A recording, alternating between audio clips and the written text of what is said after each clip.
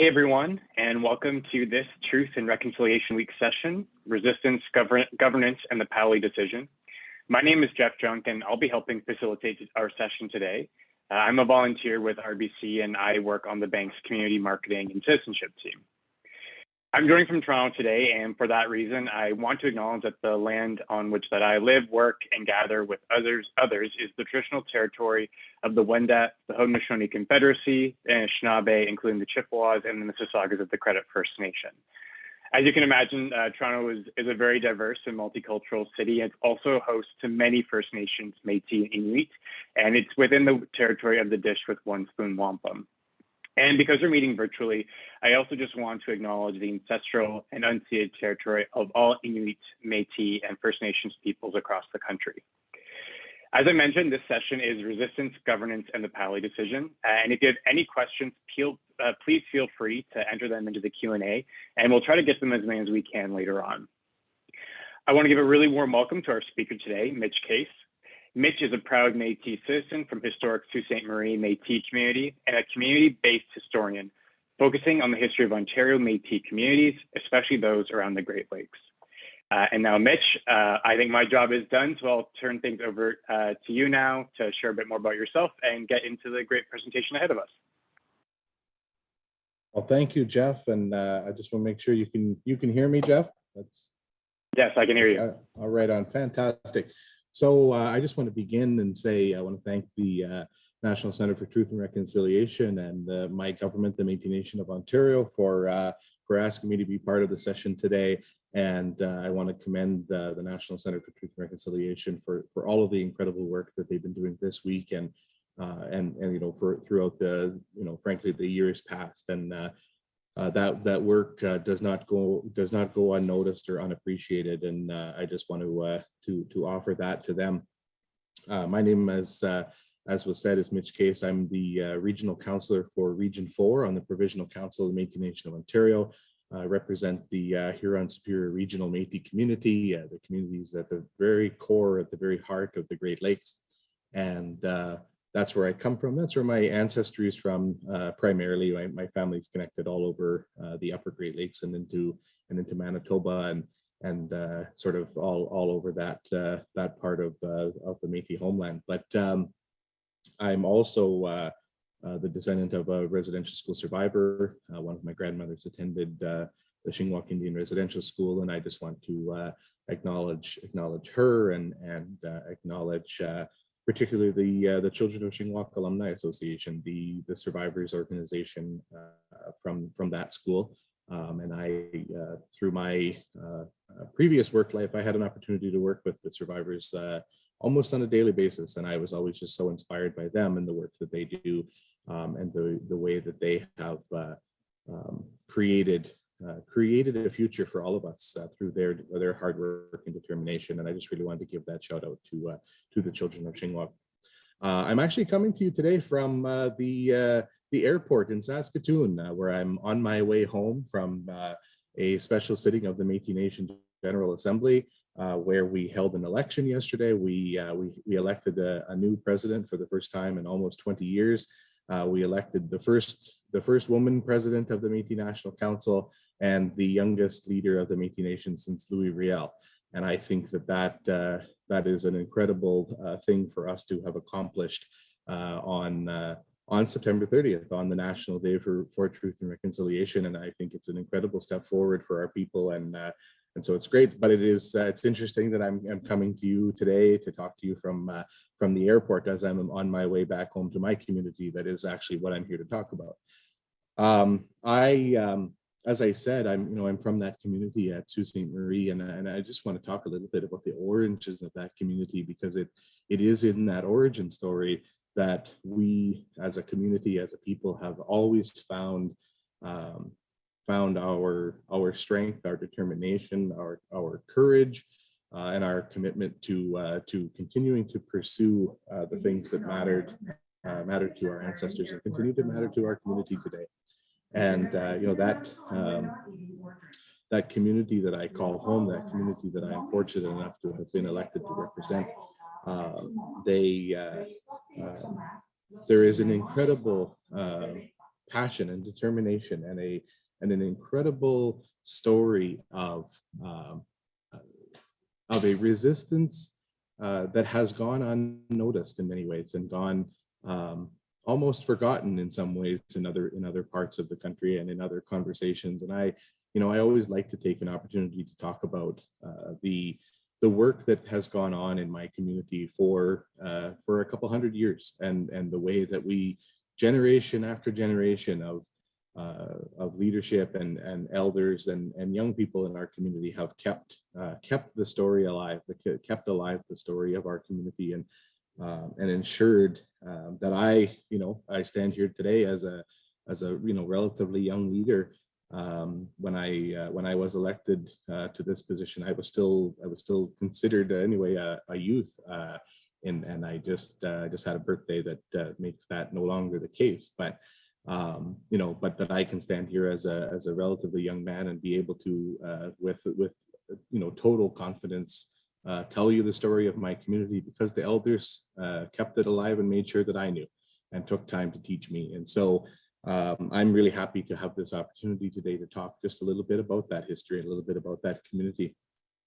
We, our community, like many Métis communities, like all Métis communities, emerged sort of in the dying days of the 1700s and into the early 1800s, and emerged out of a very particular set of circumstances, a very particular time in the history of this part of the world. And by this part of the world, I mean sort of north central North America and the from the upper Great Lakes and westward. And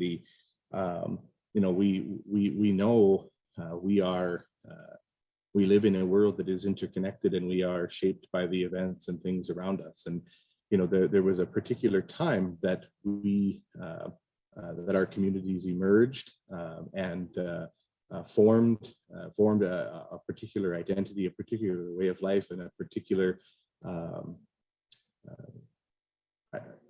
sort of a worldview that has guided us ever since. And so, for us, and particularly today, and particularly thinking about the topic that we sort of worked out to talk about, sort of resistance, governance, Powley, and sort of on into the future, it's important to recognize some of the events that led up to the Powley case. And it often, I'll say, for anyone who may or may not know about the Powley case, it was the first recognition of the existence of Section 35 Métis rights in the Canadian Constitution. The first breaking of that sort of legal wall that had been put up to try to keep our people from fully being able to protect and enjoy and be beneficiaries of those rights that our ancestors had fought for so long. And that decision from the Supreme Court of Canada in September 19th of 2003, that decision changed the world for Métis people, for the Métis Nation, in ways that we are still today understanding.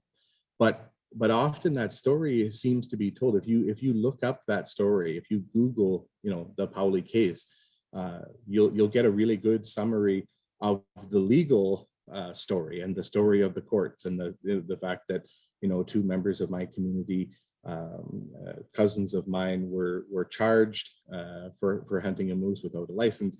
They were charged. They decided they were going to fight it. And the Métis Nation of Ontario and the Métis National Council got behind them. They went to court. Then the government appealed. They went to court again, and they went to court again, and then finally ended up with the Supreme Court, where at the end of it, the Supreme Court had agreed with all of the arguments that we had put forward. That's a great story. It's a beautiful story, but it's not the whole story. And it is frankly a story that focuses a little bit too much on the legal system than I would like. And so I want to talk a little bit about how we actually got there, and that Powley wasn't an accident. It was actually part of a long, multiple generations long struggle for rights. In the 1800s, there are multiple instances where where my community I'm pretty lucky to have elders and relatives in my family who not only know the history of our community, but also know the history of our family and the role that our family has played in that community. And at many of these events, if not all of these events, we can directly trace our family and our relatives to these events throughout our history. In 1812, we had to take a stand to defend ourselves, to defend our community when war broke out between the British and the Americans. And we were, again, as I said earlier, we are influenced by the events around us, and we were caught in the middle of a war that was not our doing, and it was not about any of our interests, but we had to defend ourselves. And our community paid dearly for that. The Americans, when they reached Sault Ste. Marie, they burned our entire village to the ground because of our alignment with the British Crown. Because we saw it as our best interest to align with them over the Americans. That moment of resistance, there's still stories that are told in our community about when that happened, and the consequence we paid for that, but knowing that we had to do what we had to do to defend ourselves. A few years after that, when one of the most important moments in the history of the Métis Nation occurred at Seven Oaks. There's stories and written documentation about our community loading up our canoes, loading up a couple of canoes and heading westward from Sault Ste. Marie, heading to Red River to support our relatives in Manitoba. And that interconnection of the political consciousness from the communities in the Great Lakes to the communities in the Red River area was very strong at that time. And it's not quite as well known and not quite as strong today, but we're working to re-understand that history of our communities. Throughout the 1830s and 40s, the British government, the British Crown, attempted on multiple occasions to relocate our community, to remove us from our river lots in Sault Ste. Marie, to remove us from our lands, and to force us to relocate to Manitoulin Island. For anyone who knows where that is, it's a beautiful place. It is a truly beautiful place, but it is not where we wanted to live. We wanted to live on our land, on our river lots, at the place that we had sort of emerged from as a community. And we resisted and resisted and resisted, and we would not move, and we would not allow them to move us. In the late 1840s, two events happened that really sent shockwaves. There was in Manitoba, the Sayers trial took place, where one of our community members was put on trial for disobeying and disregarding the Hudson's Bay Company's monopoly that they had, that gave them exclusive use. Exclusive trade rights in that part of the world, and Guillaume Sayre went on trial. He was supported by Louis Riel Sr., and they, through the collective strength of that community, broke the Hudson's Bay monopoly. Within that same year, his brother, Guillaume Sayre's brother, was back here in my community, where they were from, and was helping to organize what would become known as the Mica Bay incident, where many members of our community and many leadership from the neighboring First Nations with whom we share a lot of history, and we share territory, and we share a lot of political interests at that time, got together and we went to, and then this is the way history gets told. The Hudson's Bay Company will tell you, if you look into their records, that we stole a cannon from them. We did not steal a cannon, we borrowed a cannon. We always intended to bring it back. We actually didn't, and some of our elders know stories and have stories about where, if we were to get a dive team, we would be able to go and find the cannon out in Lake Superior. But as of now, we don't know where that cannon is. But maybe someday it will resurface. But we borrowed a cannon and we went to the mine at Mica Bay, where the Montreal Mining Company and the Quebec Mining Company were extracting resources from our territory without our permission, without our consent, and directly violating their own law, violating the law that had been laid out in the Royal Proclamation of 1763. And we shut that mine down. And the connections between our community and the Red River at that time were strong and clear. And the Hudson's Bay Company requested Canada to send troops to Sault Ste. Marie in preparation for what they were understanding and hearing from their incredibly strong intelligence network of the Hudson's Bay Company that 2,000 Red River Métis were on their way to Sault Ste. Marie to support our community in our fight against this extraction efforts. What ended up happening, though, as a result of that, the British government sent a treaty commissioner to Sault Ste. Marie and negotiated a treaty with the First Nations. And his response to us was that to the Métis leadership and to several ancestors of mine was that he had no mandate to deal with us. He only had a mandate to deal with the First Nations, and he did not have a mandate to deal with the Métis. But he made certain promises to us. He promised that the land on which we were then residing at our river lots would be protected, that land would be ours. And that if we wrote to the government with our other concerns, that he had little doubt that they would take us seriously. We did that. We took him at his word, and we believed that promise meant something. And we then followed up, and we wrote a letter and wrote a petition. And the First Nations wrote a separate petition that supported our petition. And on October the 21st, 1850, the British government officially received that petition, and they have yet to respond to us. 171 years has gone by, and they have yet to live up to the promise that their representative made to us that day. And if anyone thinks that we are going to forget, or if anyone thinks that I'm going to forget, or that I'm going to not be like a dog with a bone on this issue, they are fooling themselves. And reconciliation with Canada requires, and with Canadians, between our community and Canadians and Ontarians, requires that outstanding promise be dealt with and be respected. What ended up happening, though, after 1850, when our river lots were taken away from us and our community was dispersed from that place at Sault Ste. Marie, we ended up living. There's a few places where our elders and our records still talk about where we lived in just little, what would basically be shanty towns, where we were surviving. Some of our relatives were invited to live on reserve with some of our First Nations neighbors at the invitation of their great leader, Chief Shingwag, who advocated on our behalf on many times. But by about 1905, many members of our community, led sort of by an old, really, wonderful old man named, well, he wasn't old then, but he certainly would live to be very old, Dave Busno, who established a little village at one of our old fishing villages, and within a few years became a beautiful, thriving little village, where many of our families moved there to get away from the racism and the discrimination and the poverty that came with the loss of our land.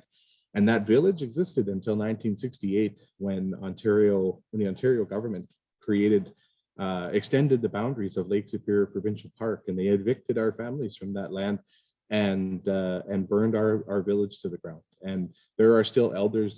There's elders that I work with all the time, Dolores Pinder, Bud Busno, and others, who remember that village, and they have photos from that village, and they have stories from that village, and they remember when their parents and their relatives and their friends had all of their homes burned down to make way for the provincial park. And that moment really that's not a very long time ago, 1968. That moment that really continues to affect our community and continues to affect our families. But it's also in the 1960s and 70s that our political consciousness is sort of reawakened, and we begin to organize, and we begin to reorganize ourselves through a couple of different organizations through the 1970s and 80s. And we got together with other communities. We got together with other communities in Ontario, and we worked with other communities in Western Canada to tell our stories and to begin to organize.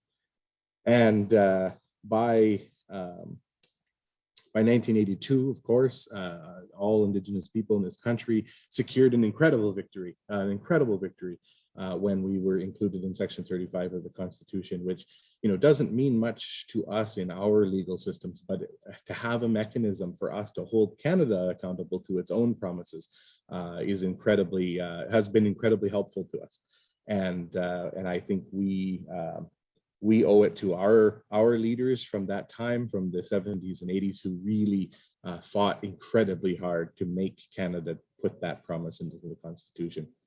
But from that point forward, we knew that we now had a new tool in our toolkit, and that we had something that we could hang our hat on to be able to go to the courts if we needed to.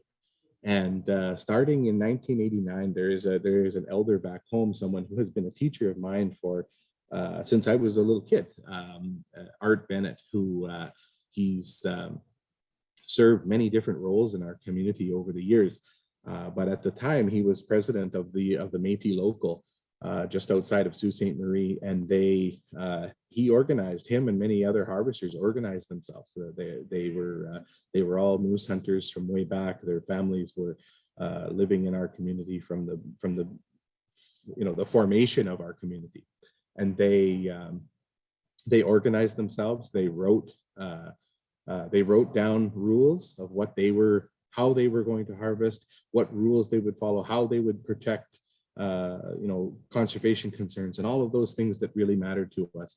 And Art was sent in as the representative of this group of Métis rights holders who went to meet with the Ministry of Natural Resources and tried to negotiate a deal with them to talk about recognition of our rights and accounting for the fact that there were Métis harvesters harvesting in the area, and that in their moose count that the ministry does, they may want to consider that there are people harvesting without licenses.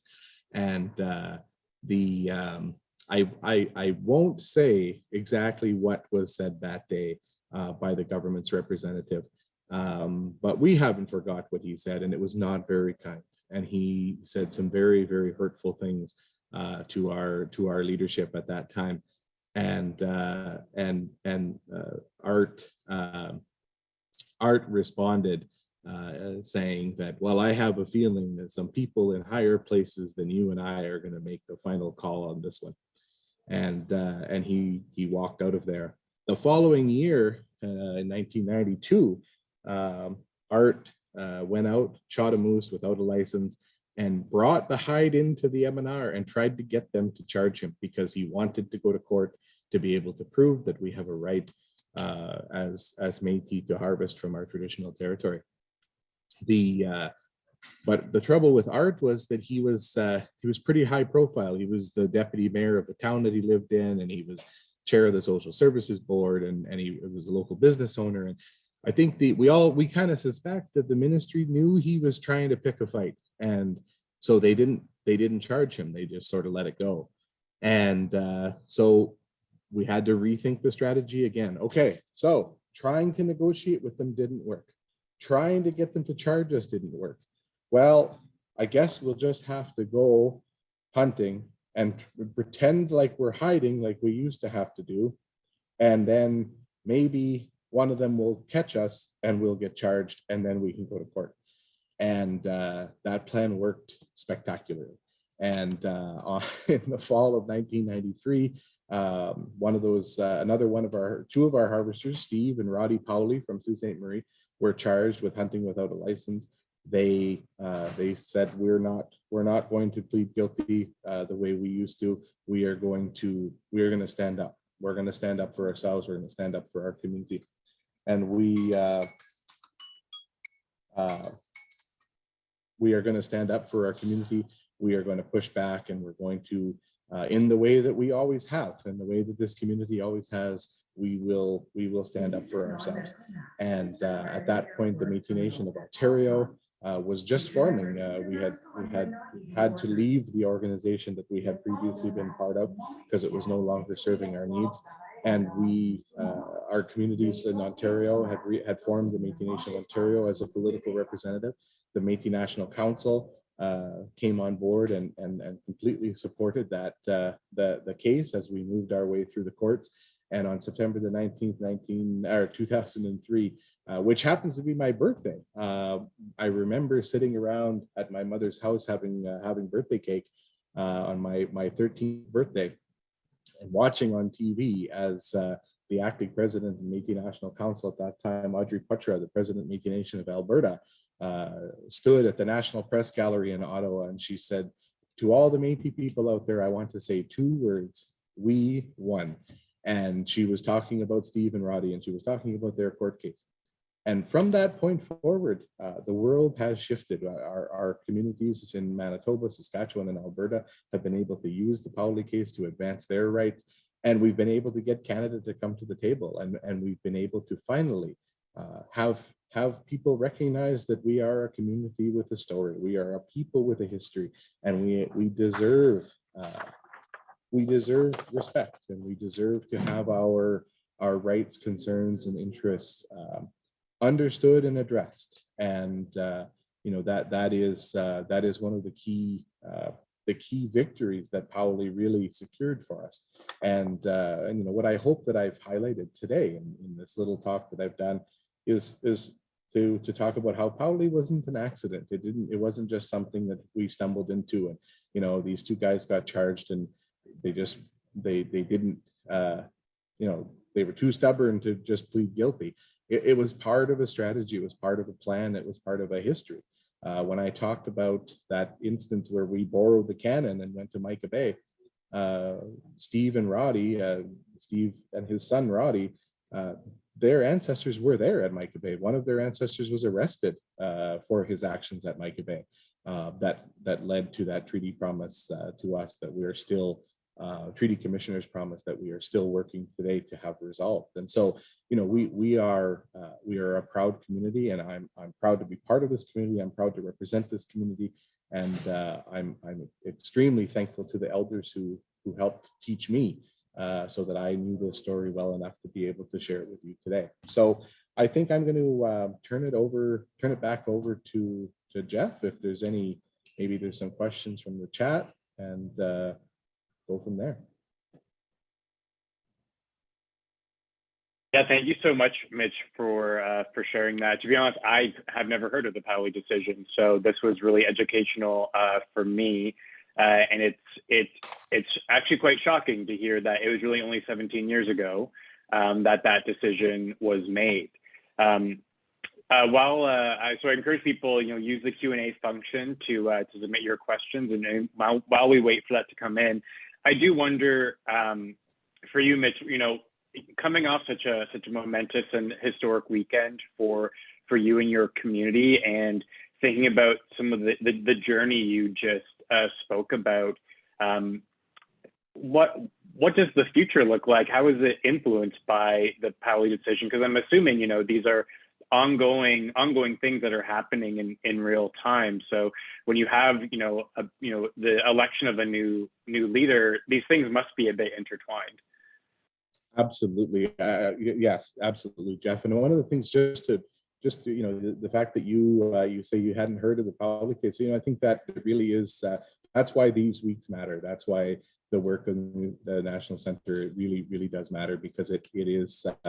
It's so important that we, one of my elders used to say, after he was a First Nations elder that I worked with, he said, after 500 years, we still don't know anything about each other, right? And we need to, as Indigenous peoples and non-Indigenous peoples, we need to really come to understand each other in our history. And, one of the things that in the Supreme Court, in the court system leading up to the decision in Powley, the most troubling thing was that Canada and Ontario's argument was that Steve and Roddy Powley didn't have Métis rights because Métis people don't exist. That was their argument. And when they lost that argument, they said, well, if you did exist, you don't exist anymore. And then when they lost that argument, they said, well, if you did exist and you do exist, you surely don't have any rights because the treaty in 1850 extinguished those rights. And the Supreme Court essentially responded, how could the treaty have extinguished their rights if the treaty commissioner said he didn't have a mandate to deal with them? you can't have said that you don't have a mandate, but at the same time that mandate included extinguishing their rights. And so, but I think it's really important that 18 years ago, Canada was still saying that our people did not exist, and that for me is what Powley did, right? And so, but we continue, and when you ask the question about what's the path forward and what does the future look like, that's the continued challenge we have, is that that thinking didn't just go away. That understanding didn't just go away because we won a decision in September of 2003.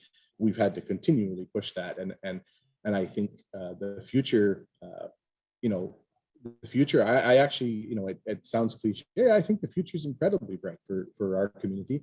There's incredible work. I won't go into it today, just in the interest of time. There's incredible work that my communities back home in Sault Ste. Marie and the North Channel are leading, and there are communities across the country and the Métis National Council with some new energy there. The future is very, very bright, I think, for our communities. Yeah.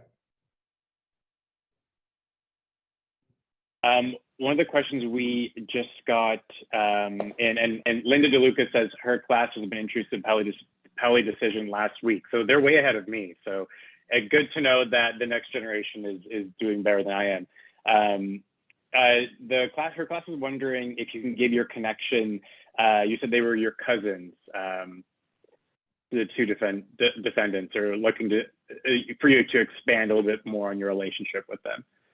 Oh, sure. Yes. So they, if anyone knows anything about Métis communities, we are, we are a people, we are a community, and we are interrelated, and we are all interconnected. And so there are,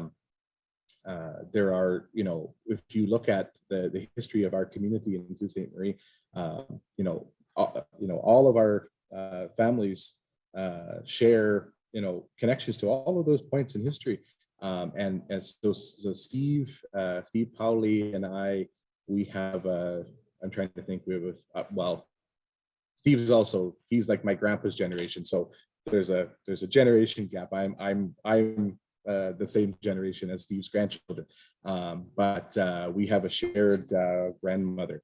The interconnection between the Lesage family and our family, the Corbier and the Busnells and the Nolans and the Boyers, and Métis genealogy is that's a really great question, but that's a much bigger topic than I have time for today. Well, lots of interconnectivity though, which is, I think, always good to hear with different generations.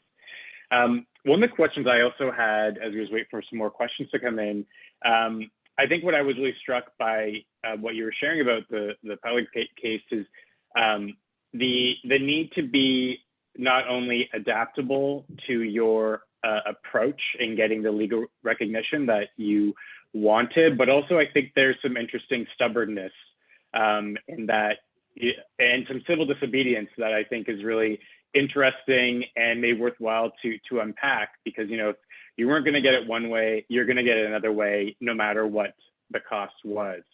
So I wonder if you can maybe explain a little bit of that approach and why it's so important.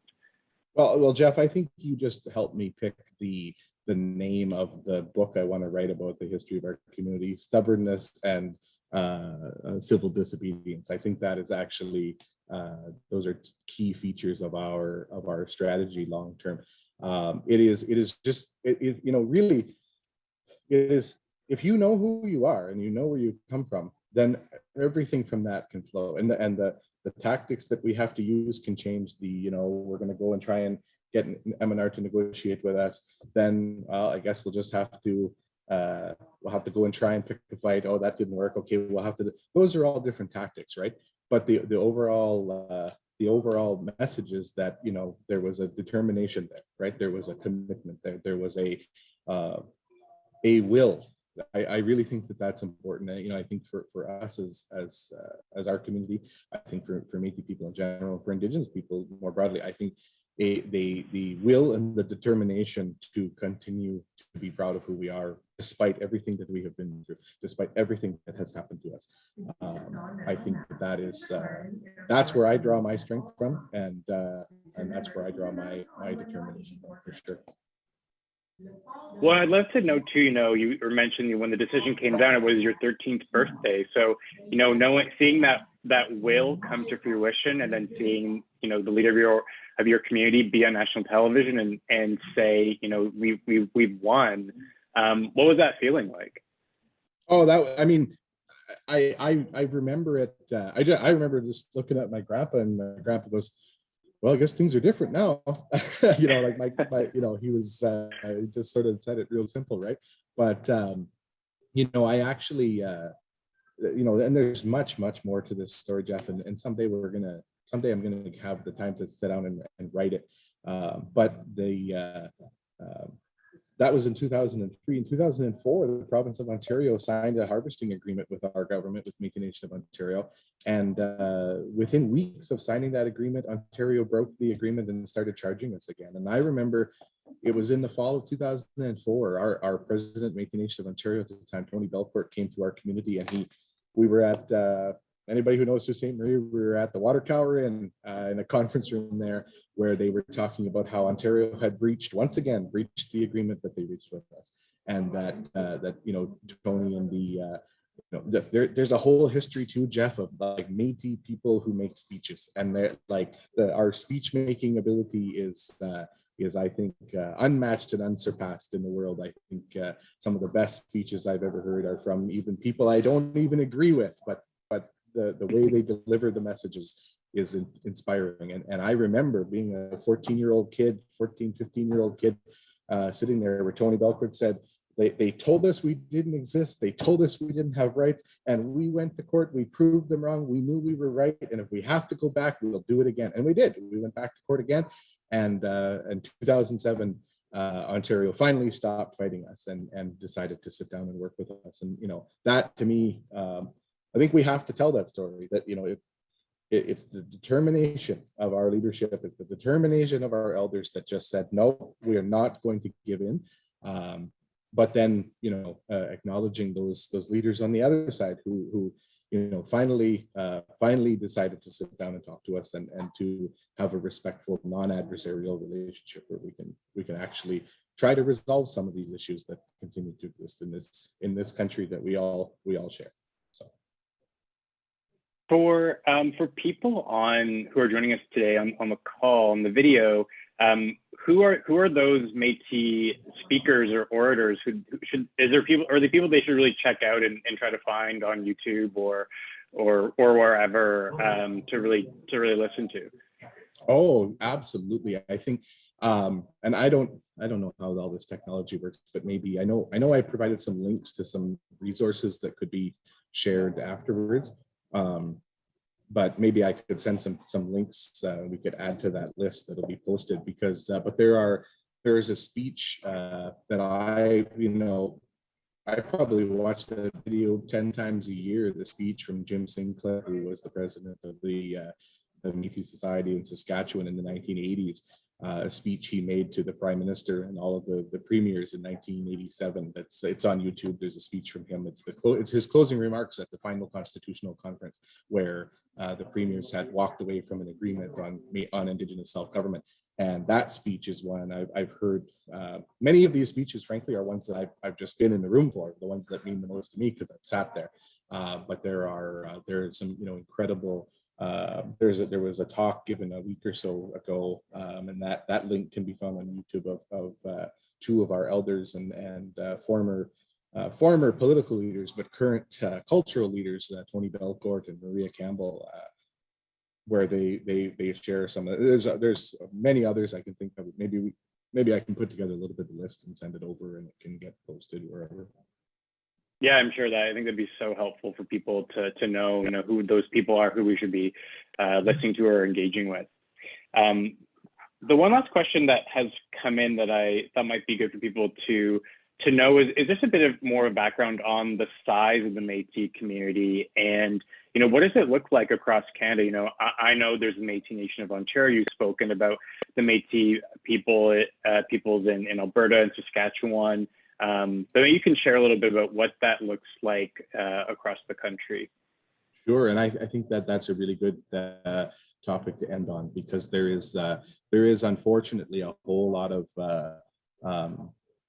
misconceptions and disinformation out there, and this idea that anyone of mixed ancestry is Métis is simply not historically correct, not in any way, shape, or form, respectful of our unique history as peoples, and we reject that idea. And that when I talk about when I talked at the beginning about the early formation of our communities in that specific place in the Upper Great Lakes and in Western Canada, in that specific time, in that specific economic and political context that led to the creation of our communities and the emergence of our communities. And there is those communities, those historic communities exist from sort of the Upper Great Lakes in Ontario and west into of course Manitoba, the Red River settlement, and then west into Saskatchewan, Alberta, parts of British Columbia and the northern United States, and those communities all share an interconnectedness and a history. And but we can't allow ourselves to think that history is monolithic.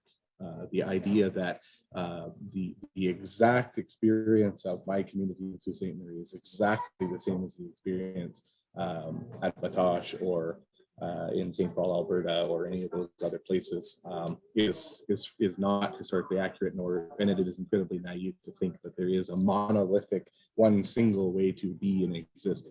But that being said, there is clearly places where this story did not happen. And there are, in the way that I talk about it is, in the story of the Métis Nation, there are multiple chapters. There's the chapters about my community in the Upper Great Lakes, and there's the chapter of and that's not broken down by time, but by geography in many ways.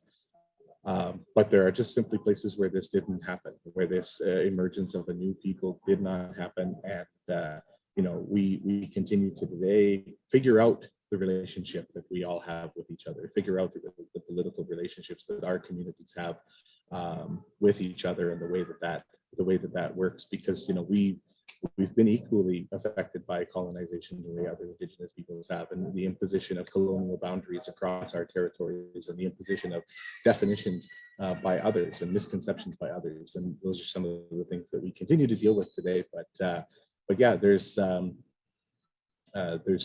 I suspect that in the coming little while there will be new some great information available from my government, Métis Nation of Ontario. Our new, as I said earlier, the Métis Nation took an incredible step forward yesterday in electing a new national president, and there's going to be some whole new energy in the Métis Nation going forward, and I'm very excited about that. Well, I'm excited to learn more about that. And as always, with any of these topics, there's lots of learning and unlearning to do. Mitch, thank you so much for sharing this knowledge with us today. I really appreciate it. I'm sure people on the line did as well. But I think we'll wrap it up there. I hope everyone enjoyed our session today, and have a great rest of your day. Wonderful. Thanks, Jeff. Thank you to the National Center for Reconciliation and all the work that they're doing. Thank you.